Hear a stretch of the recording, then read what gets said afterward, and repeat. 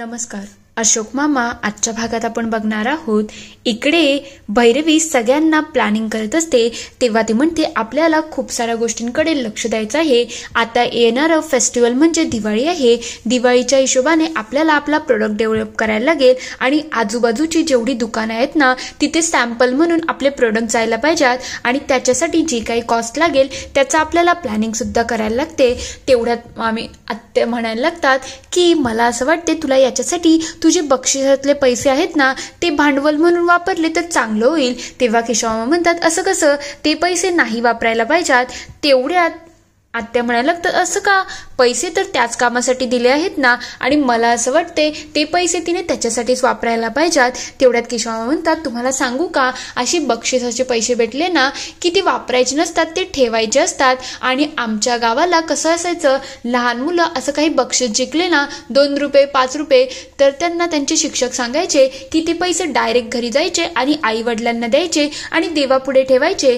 तेव्हा निलिमात्या म्हणतात तुम्ही मूर्ख बिरका आहात का, तुम्हाला समजते का 10 लाख रुपये देवापुढे कसे ठेवायचे आणि ते पैसे तिला तिच्या कामासाठीच मिळाले आहे, तिचं डेव्हलपमेंट व्हावं म्हणून मिळाले आहेत. तर मला तर वाटते ते पैसे भैरवी तुला तुझ्या कामासाठी वापरायला पाहिजेत. तसंही तिला हे शिकवणं बरोबर नाही आहे की पैसे सगळे स्वतःने खाऊन घ्यावे. तेव्हा ते म्हणतात तुम्ही काय बोलताय, तुमचं तुम्हाला तरी कळतंय का, मी लहान माणूस असलो तरी सुद्धा मला एवढं समजतंय ते पैसे तुला या कामासाठी नाही वापरायला पाहिजेत, ते पैसे तुला सेफली ठेवायला पाहिजेत. तेव्हा आत्या म्हणायला लागतात मी माझ्या कानाने भरपूर गोष्टी ऐकल्या आहेत आणि मी झोपेत असली तरी माझे कान तीक्ष्ण आहेत आणि डोळे घुबडासारखे आहेत, हे आठवण ठेवा. तेव्हा ते म्हणतात तुम्ही काही ऐकून असे आरोप लावू शकत नाही. तेवढ्यात त्या दोघांनाही अनिश थांबवतो आणि म्हणायला लागतो इथे काय चाललं आहे, भैरवी ते तिच्या कामाची प्लॅनिंग करत आहे आणि तुम्ही तुमच्या दोघांचं काय चाललं आहे. निलिमात्या उगाच भैरवीचे कान भरवण्याचा प्रयत्न करू नको, तिला तिच्या कामाकडे फोकस द्यायची गरज आहे. तेव्हा आत्या म्हणायला लागतात मी काही चुकीचं बोलत नाही, मी तर एवढंच सांगते जे पैसे ज्या कामासाठी भेटले आहे ते पैसे त्याच कामाला वापरायला पाहिजेत ना. तेव्हा अनिश म्हणतो असं तू कोणाचंही काही ऐकून इथे उगाच अर्ध्या गोष्टी ऐकून गैरसमज पैदा करू नको आणि भैरवीला समजते की कोणती गोष्ट कधी वापरायला पाहिजे. तेव्हा भैरवी म्हणायला लागते हो बरोबर आहे, जरा शांत व्हा. तेव्हा निलिमात्या म्हणतात हे बघा मी सगळ्यांचं सगळं बोलणं ऐकलं आहे आणि मला माहिती आहे कोणाच्या मनामध्ये काय चाललं आहे, म्हणून मी कोणाला काही वाईट वागू देणार नाही. तिच्या चांगल्याचाच आणि तिच्या ग्रोथचाच मी विचार करते.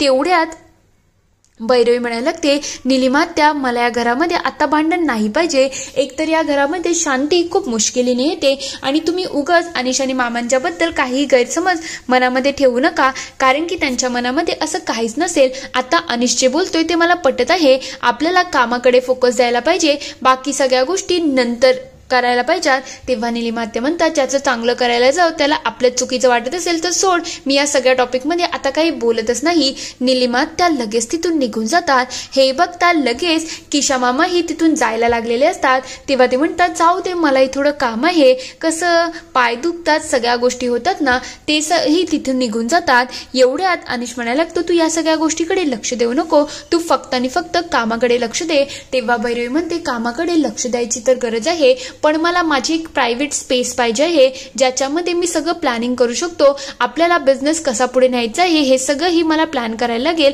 आणि यासाठी मला स्वतःचं ऑफिस आणि बाकी सगळा स्टाफ सुद्धा असायला लागणार आहे, डेव्हलप किचन असायला लागणार आहे. तेव्हा जाऊन तर सगळं नीट होईल. तू आहेस ना अनिश माझ्या बरोबर. तेव्हा अनिश म्हणतो मी तुझ्याच बरोबर आहे, तू काळजी करू नको, हे सगळं आपण खूप चांगल्या प्रकारे प्लॅनिंग करू, तू टेन्शन घेण्यासारखं काहीच नाही. तेव्हा ती म्हणते ठीक आहे, तू जर माझ्या बरोबर असशील तर मला कसलंच टेन्शन नाही. तेवढ्यात अनिशला सेवानीचा कॉल येतो आणि त्याचं टेन्शन अजूनच वाढलेलं असतं. थोड्या वेळानंतर इकडे संयमी मामांशी बोलत असते. तेव्हा ती म्हणते आजोबा तुम्हाला खरंच जास्त उशीर होणार आहे का, कारण की आज आपण माऊची पार्टी करणार होतो ना. तेव्हा ते म्हणतात हो ग बाळा खरंच खूप उशीर होणार आहे. तेव्हा ती म्हणते काही प्रॉब्लेम नाही, तुम्ही आरामात या, तसेही पावसाचे दिवस आहेत म्हणून जरा सावकाश घाई करू नका आणि ईशानला काय सांगायचं आहे ते मी बघते, तुम्ही नका टेन्शन घेऊ. तेवढ्यात इरा म्हणायला लागते, मला हे पटलेलंच नाहीये. हे कसं काय? आजोबा दरवेळेला का त्या ऑफिसमध्ये ओव्हरटाईम करतात? हे बिलकुल चांगलं नाहीये हे. तेव्हा संयमी म्हणायला लागते, कसं आहे, आजोबा आपले टॉपर आहेत ना, आणि टॉपर लोकांकडून जास्ती अपेक्षा असतात ना. तेव्हा ते म्हणते, मला हे पटलेलंच नाहीये हे. आजोबा आता एवढा मोठा माऊसाठी फंक्शन करायचं होता, पार्टी करायची होती, आणि आता काय, आता काहीच होणार नाही, हे मला नाही आवडलं. तेव्हा संयमी म्हणते, ठीक आहे ग, आज नाही तर उद्या आजोबा त्यांच्यासाठी पार्टी करतीलच, पण आता पहिले आपल्याला ईशानला मनवायला पाहिजे, नाही तर तो रडूबाईसारखा रडत बसेल आणि उद्या शाळेची सुट्टी सुद्धा करेल. इकडे किशा मामा चोरून चोरून किचनच्या आत जातात आणि चोरून बिस्किट खायलाच लागलेले असतात.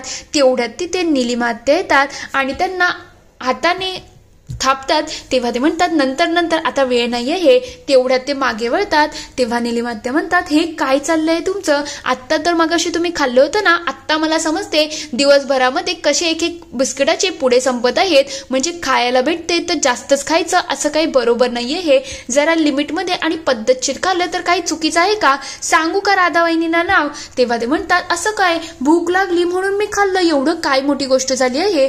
तेव्हा ते म्हणतात, असं चोरून चोरून खाल्लं, आणि मला माहिती आहे तुमच्या रक्तामध्ये साखर जरा जास्त झाली आहे ना, मग अशा गोष्टी थोड्याशा टाळायलाच पाहिजेत. आणि तसंही या घरामध्ये ज्याचे त्याचे कान भरणं जरा बंद करा. तेव्हा ते म्हणतात, तुम्ही काय बोलताय, मला खरंच समजत नाही. तेव्हा ते म्हणतात, तुम्ही एडगाव वेडा बनून पेढा खाण्याचा प्रयत्न करू नका. माझ्या भावाचं घर आहे आणि माझा भाऊ साधा बोळा आहे, पण माझ्या बाळदादाला फसवण्याचा विचार सुद्धा करू नका, कारण की त्याची ही बहीण आहे ना, ही खमकी आहे. आणि एवढ्या दिवस मी शांत होती, कारण की मला असं वाटलं जाऊ दे, पण तुम्ही तर अति करायला लागले आहेत. म्हणून मी स्पष्टपणे सांगते, उगाच माझ्या भावाच्या घरच्यांवरती काही कोणाच्याही बाबतीत काही पेरण्याचा प्रयत्न करू नका, नाही तर गाठ माझ्याशी असणार आहे. तेव्हा ते म्हणतात, तुम्ही काय बोलताय, मला खरंच समजत नाहीये हे.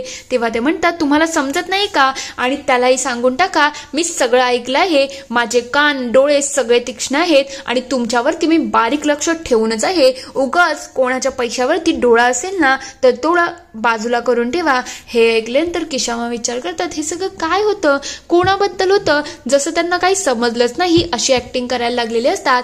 ते लगेच अनिशच्या जवळ जातात आणि म्हणतात, ही तर खरंच चेटकीन आहे, चेटकिनीसारखी आपल्या मानगुटीवर बसली आहे. तेव्हा तो म्हणतो, तो सेवाने बिल्डर सुद्धा तसाच आहे, तो माझ्या मानेवरती बसलाच आहे, एखाद्या भूतासारखा पाठ सोडतच नाही आहे. जोपर्यंत त्याला पैसे देणार नाही ना, तोपर्यंत जीवाला काही शांती ठेवणार नाही. तेव्हा केशव म्हणतात, मला वाटलं नव्हतं ही बाई अशी निघणार आहे. आली होती तेव्हा किती साधी सुधी वाटली होती ना, आता बघ ना आपल्यावरतीच डाफरायला लागली आहे.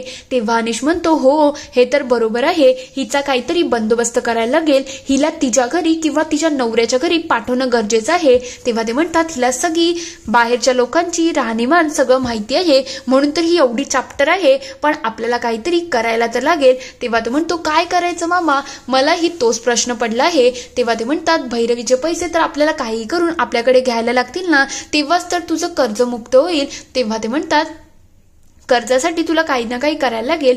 तेव्हा तो म्हणतो, मी काय करू तूच सांग ना, मी कसं भैरवीकडून डायरेक्टली पैसे मागू शकतो? ती विचारेल, मग तिला काय सांगू? आणि जर बाबापर्यंत गेलं तर किती मोठा मॅटर होऊ शकतो, याचाही तू विचार कर ना.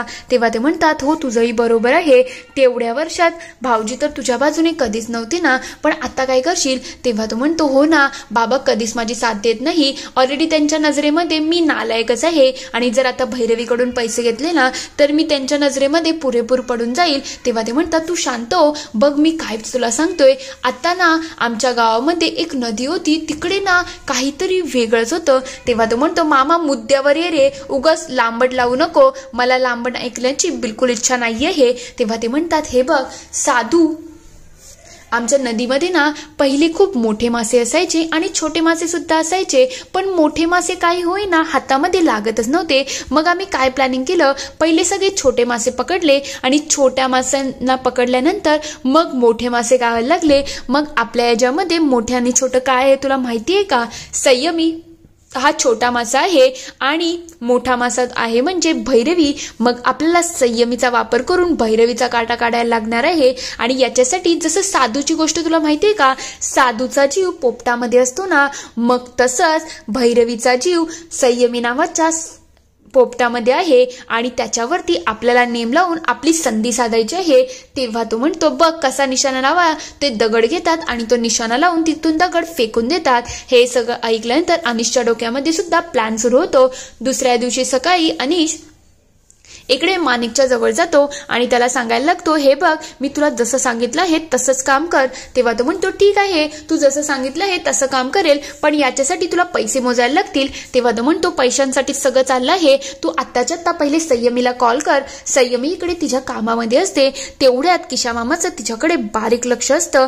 तेवढ्यात माणिक तिला कॉल करतो आणि म्हणायला लागतो, कदम हॉस्पिटॅलिटीज आहेच ना, त्याच्यामधून मी तुम्हाला कॉल करत आहे. तुमची प्रोफाईल मी चेक केली होती आणि ती प्रोफाईल आम्हाला आवडली आहे. तेव्हा ती म्हणते, मी पण त्याचं तुम्हाला काय हो, मी तर त्या कॉम्पिटिशनमधून बॅकअप घेतला होता ना. तेव्हा ते म्हणतात, तसं नाही, आम्ही सगळ्यांच्या प्रोफाईल चेक केला आणि त्याच्यामध्ये तुमची प्रोफाईल आम्हाला आवडलेली आहे. तेव्हा ते म्हणते, तुम्ही का प्रोफाईल चेक केली, या सगळ्याची काय गरज होती. तेव्हा तो म्हणतो, याच्यासाठी एक सुवर्ण संधी आहे आणि जर तुम्ही इंटरेस्टेड असाल तर आम्ही तुम्हाला ती संधी सांगू शकतो. तेव्हा ते विचारते, कसला बिझनेस आणि कसली संधी.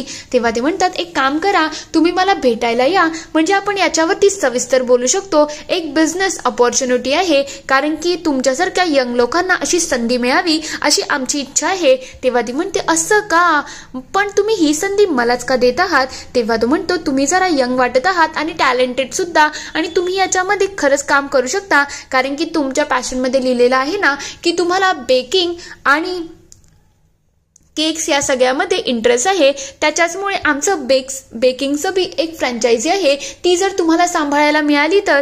तेव्हा ती म्हणते, अच्छा असं आहे का, मग मी तुमच्या ऑफिसमध्ये येते आणि लवकरच भेटते. तेव्हा ते म्हणतात, ऑफिसमध्ये नको, मी आता इथेच तुमच्या आजूबाजूलाच आहे, आपण 5 मिनिटांमध्ये भेटू. तेव्हा संयमी म्हणते, ठीक आहे, काही प्रॉब्लेम नाही, आपण 5 मिनिटांमध्ये भेटू. तेवढ्यात इकडे किशामा विचारतात, काय ग, कोणाशी बोलत होती. तेव्हा ती म्हणते, तुम्हाला समजणार नाही, तुम्ही नका विचारू. तेव्हा ते म्हणतात, तू काय एकटंच बोलत होती का, सांग की कोणाशी बोलत होती. तेव्हा ती म्हणते, माझ्यासाठी एक अपॉर्च्युनिटी आहे आणि तिथेच मी चालली आहे, बिझनेस, ह्या गोष्टी तुम्हाला समजणार नाही. तेव्हा ती लगेच तिथून निघून जाते. तेव्हा किशामा म्हणतात, तुझं भलं व्हावं हीच तर माझी इच्छा आहे, आणि तसंही तुझं भलं झालं तर तू भाऊजींचं नाव मोठं करणार, आणि आता या सगळ्या संधीचा मलाही तर वापर होणार आहे. इकडे माणिक भैरवी संयमीला भेटायला गेलेला असतो. तेव्हा तो म्हणायला लागतो, तुम्ही संयमी ना, तुम्हाला तुमच्या टॅलेंटबद्दल मला खूप कौतुक आहे, पण तुम्हाला एक गोष्ट सांगायची आहे. हे बघा, हे माझं कार्ड आहे, माझं नाव महेश आहे आणि महेश म्हणून मी कदम हॉस्पिटॅलिटीमध्ये काम सुद्धा करतो. तिथेच एक ऑफर आली आहे आणि तीच ऑफर मी तुमच्यापर्यंत पोचवायला आलो आहे. आमची एक फ्रँचायझी आहे आणि ती पूर्णपणे आम्ही तुम्हाला सांभाळायला देऊ शकतो. तेव्हा ती म्हणते, ही तर खूप चांगली गोष्ट आहे. तेव्हा ते म्हणायला लागतात, पण यासाठी तुम्हाला थोडी रक्कम मोजायला लागेल, म्हणजे जेवढा मोठा बिझनेस असतो ना त्यासाठी काही डिपॉझिट द्यायला लागतं, कारण की जागा, किचन, सगळ्या गोष्टी आमच्या असतील, आमचं ब्रँड सुद्धा तुम्ही वापरू शकता, ज्यामुळे तुम्हाला प्रॉफिट सुद्धा होईल. तेव्हा ते विचारते, म्हणजे किती पैशांचं काय आहे. तेव्हा ते म्हणतात, 10 लाख रुपये असतील, आणि डिपॉझिट तर मोठेच असतात, कारण की याच्यामुळे तुम्हाला तुमचा पुढचा बिझनेस ग्रो करायला इझी पडतं, आणि जर तुम्हाला ही संधी हवी असेल तर लवकरात लवकर हे पैसे डिपॉझिट करा. तेव्हा ती म्हणते, 10 लाख रुपये जरा जास्त झाले नाही का. तेव्हा माणिक म्हणतो, मॅडम एवढी रक्कम तर तुम्हाला मोजायलाच लागेल, कारण की तोपर्यंत डिपॉझिट भरल्याशिवाय तुम्हाला फ्रँचायझी काही भेटू शकत नाही, आणि यासाठी खूप लोक असतात. मग तुम्ही लवकरात लवकर तुमचा डिसिजन सांगा, नाहीतर आम्ही दुसऱ्या कोणाला ही संधी देऊन टाकू.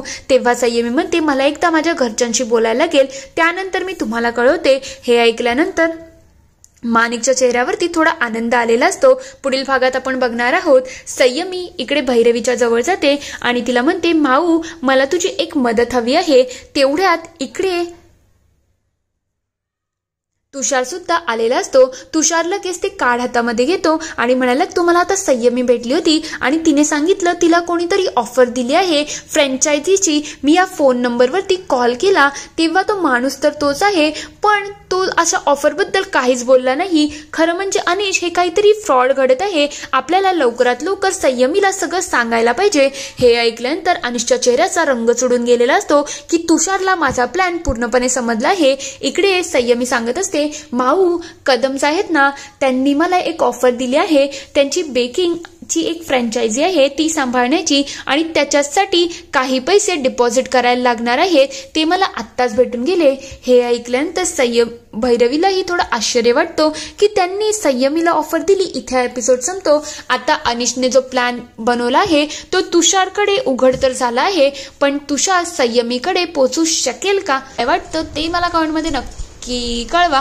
व्हिडिओ आवडला असेल तर लाईक करा, शेअर करा आणि चॅनलला सबस्क्राईब करून घंटी वाजवायला विसरू नका नवीन व्हिडिओजच्या नोटिफिकेशनसाठी। व्हिडिओ बघितल्याबद्दल